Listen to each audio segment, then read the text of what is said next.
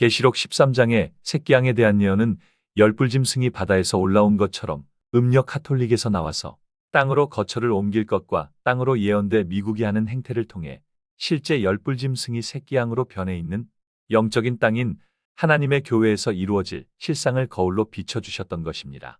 그럼 새끼양으로 표상된 미국에 대한 예언을 먼저 살펴보겠습니다. 새끼양에 대한 예언의 말씀입니다.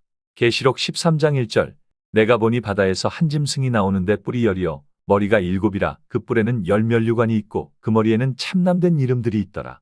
짐승의 특징에 대해서 7머리와 10뿔을 계속해서 강조하시는 것은 열불짐승이 나오는 때와 장소, 하는 짓이 무엇인지 알리기 위함입니다. 바다에서 나왔다는 것은 바다는 물이 모인 곳이 바다이니 수십억 인류가 속한 로마 가톨릭입니다. 머리에 참난된 이름들이란 머리는 권세를 뜻하며 참난된 이름이라 하신 것은 하나님을 대적하고 하나님 백성을 죽이고 핍박했던 짐승, 애굽 아수르 바벨론, 페르시아 헬라, 로마 버방노마 이렇게 7머리란 것을 알리시기 위한 것입니다. 10뿔은 그냥 짐승에서 기괴한 짐승이 되는 시기를 말하며 때는 로마가 10개로 분열된 버방노마 때며 기괴한 짐승은 세상 권세뿐 아니라 하나님 계신 성전에서 광명의 천사로 가장하여 영혼을 죽이는 적그리스도로 있는 것입니다. 11절 내가 또 봄에 또 다른 짐승이 땅에서 올라오니 하였는데 땅에서 올라오는 짐승은 이전에 바다에서 나온 열불짐승이며 땅인 미국을 통해서 영적 땅인 하나님의 교회에서 이루어질 것을 그림자로 또는 거울로 비치셨던 것입니다. 계시록 13장 11절 내가 봄에 또 다른 짐승이 땅에서 올라오니 새끼 양같이 두 뿔이 있고 용처럼 말하더라. 짐승이 땅에서 올라온다 하였는데 땅이라 함은 많은 사람이 모여 있는 곳 로마 가톨릭이 바다이니 로마 가톨릭과 멀리 떨어진 사람이 없는 곳이 땅인 것이며 1620년 102명의 청교도들이 메이플라워호를 타고서 신대륙 미국을 발견하였던 것입니다. 양의 두 뿔이 있다 하신 것은 청교도들이 두 가지 뜻을 품고 미국을 세웠던 것인데 첫째가 신교자유주의, 교황이 없는 자유신앙과 둘째 공화민주주의, 주권이 백성에게 있는 나라를 세우기 위해 정착한 곳이 신대륙 미국입니다. 하지만 용처럼 말한다는 것은 현재 미국은 일요일 휴업령, 크리스마스, 종교연합운동 등 카톨릭이 하는 것을 그대로 하니 용처럼 말하고 있는 것입니다. 계시록 13장 11절 내가 봄에 또 다른 짐승이 땅에서 올라오니 새끼 양같이 두 뿔이 있고 용처럼 말하더라. 그가 먼저 나온 짐승의 모든 권세를 그 앞에서 행하고 땅과 땅에 거하는 자들로 처음 짐승에게 경배하게 하니 곧 죽었던 상처가 나은 자니라.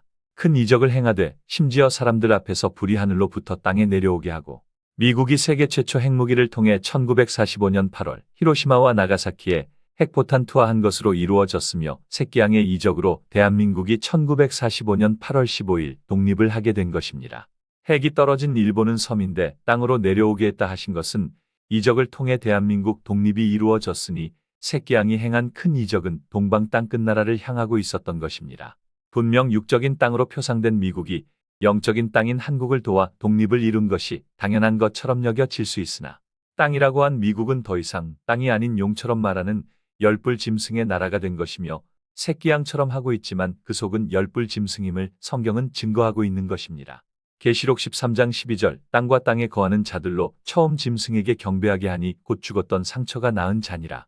큰 이적을 행하되 심지어 사람들 앞에서 불이 하늘로부터 땅에 내려오게 하고 죽었던 상처가 나은 자는 1798년 불란스 혁명정부에 의해 교황 피우스 6세가 유배되어 죽음으로 교황권의 몰락을 뜻하며 1800년의 상처는 나았지만 완전한 회복은 못하고 있다가 땅인 미국으로 건너가 새끼양으로 권세를 완전히 회복할 것을 뜻합니다. 땅과 땅에 거하는 자들이라는 말씀을 통해 땅은 두 곳을 동시에 비추는 예언임을 통해서 육적인 땅 미국과 영적인 땅 하나님의 교회에 대한 말씀인 것입니다.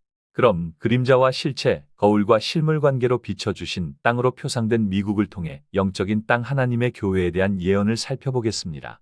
먼저 땅과 바다의 의미는 바다는 빛을 반사하는 곳인 반면에 땅은 빛을 받아들여 열매 맺고 결실하는 하나님의 축복이 임하는 곳이 땅입니다. 아브라함 하나님으로 오신 안상홍님께서 이 땅에 오셨을 때 온 인류가 하나의 바다로 일요일 예배와 크리스마스 등 온전한 진리가 없었으므로 묻이 드러나라 하시고 바다에서 올라온 묻을 땅이라 칭하셔서 땅에서는 안식일과 3차 7개 절기를 세워주셔서 하나님만 섬길 수 있도록 영적인 유대 땅을 세워주셨던 것입니다. 계시록 13장 새끼양은 표면적인 땅 미국을 통해 영적인 땅 하나님의 교회에서 이루어질 것을 그림자로 보이셨던 것입니다. 그럼 새끼양 미국과 실체인 하나님의 교회에 대한 예언을 살펴보겠습니다. 미국은 순수한 신앙을 가진 1620년에 102명의 청교도들이 메이플라워호에 몸을 싣고 떠나 오직 하나님 한 분만 섬기겠다고 외치며 세운 나라가 미국은 거울이 되고, 안상홍님께서 순수한 복음 초대교회로 돌아가야 됨을 일깨우시고 1964년 23명을 데리고 하나님의 교회를 세운 것은 실물이 되는 것이며, 양의 두 뿔이 있고 하신 말씀처럼 미국이 신교자유주의, 교황이 없는 자유신앙과 공화민주주의, 주권이 백성에게 있는 나라를 세우겠다고 외친 것처럼, 하나님의 교회는 교황인 음녀를 심판하고 오직 천하보다 귀한 한 영혼 구원하겠다고 외치는 것이 실물이 되며, 새끼양이 이적을 베풀어 불이 하늘에서 땅으로 내려오게 하는 핵포탄 투하로 한국을 압제했던 일본을 심판하고 대한민국 독립을 이루게 한 것은 거울이 되고, 양처럼 하고 있지만 근본은 열불짐승 총회장이 하늘의 형제자매인 사도들을 핍박하고 압제했던 음력 가톨릭을 말씀의 불로 심판하고 하늘 독립을 이루겠다고 외치는 것이 실물이 되는 것이며, 새끼양처럼 전 세계 평화를 유지하는 경찰국을 자처하며 선한 이미지를 하고 있지만 용처럼 말해 일요일 휴업령을 내리고 종교연합운동을 하는 것은 거울이 되고, 전 세계의 인류를 구원하고 하나님 사랑을 실천하겠다고 자처하며 거리정화부터 헌혈 릴레이 등 세상에서 수많은 선한 영향력을 행하는 것처럼 하고 있지만, 붉은 용 헤롯이 한 것처럼 재림 예수님을 핍박하고 14만 4천 하늘 성전을 업신여기고 70억 헤롯 성전을 짓고 있는 것이 실상이 되며, 미국의 중심인 뉴욕에 자유의 여신상을 세운 것은 거울이며, 하나님의 교회 중심 총회에 총회장 미운 물건 우상을 세우는 것이 실상이 되는 것입니다. 열불짐승이 위장한 모습을 새끼양이라 하신 이유 중 아주 중요한 부분이 숨겨져 있는데, 이는 그가 하고 있는 모습을 나타내기 위함입니다. 새끼양은 어린 양과 흡사한 모습으로 아들로 오시는 이삭 어린 양을 대신해 하나님의 아들의 대리자의 모습을 하고 있기 때문입니다. 하나님의 아들의 대리자를 라틴어로는 비카리우스 필리데이, 그 이름의 수는 666인 것입니다.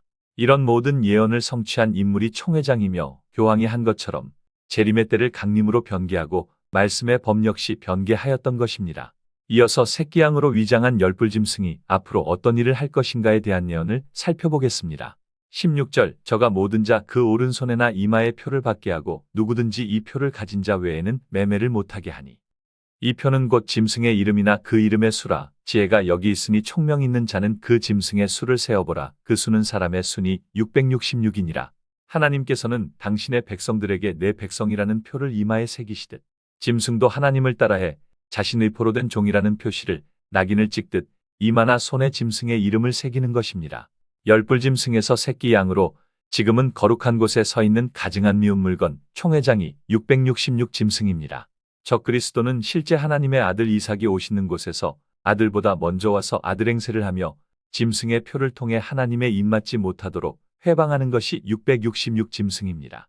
온 세상은 열불 짐승표인 일요일 예배를 통해 따르고 있으며, 하나님을 따른다고 하는 영적 유대 땅인 하나님의 백성이 있는 곳마저 새끼양으로 위장한 열불 짐승에 미혹되어 결국 영적 유대 땅에도 예언대로 거룩한 곳에 가증한 미운 물건인 총회장이 세워진 것입니다. 우상이 세워지다 보니 이제는 총회 뜻이 아니면 안상홍님 친필 말씀조차 선악과로 치부해버리는 지경에까지 이르게 된 것입니다. 짐승의 표를 그 이마에나 오른손에 이름이 새겨져 있는 것처럼 정신이 지배당하고 오직 총회 지시만 따르는 자아가 없는 좀비가 되어 멸망의 길로 가고 있는 것입니다.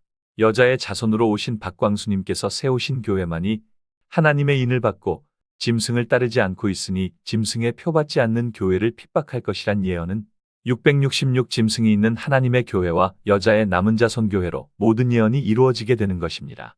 먼저 짐승의 표 받은 자 외에 매매를 못하게 한다는 영적인 예언의 말씀은 성경에서 장사란 달란트를 남기는 전도를 뜻하며 전도를 못하게 막을 것을 예언한 말씀입니다.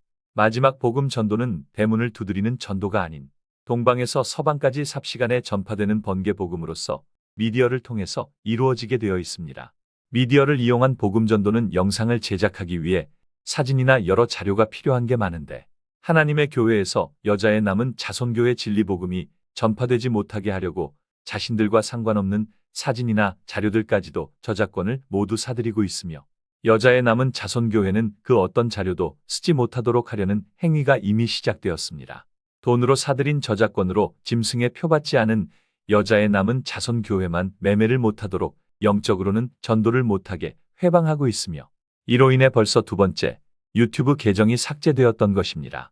666짐승은 영적인 것뿐 아니라 육적으로도 이루어질 것이며 이 모든 행위를 할 것이라는 성경 예언을 통해 하나님의 교회가 666짐승이 있는 교회라는 게 더욱더 명확히 드러나게 될 것입니다.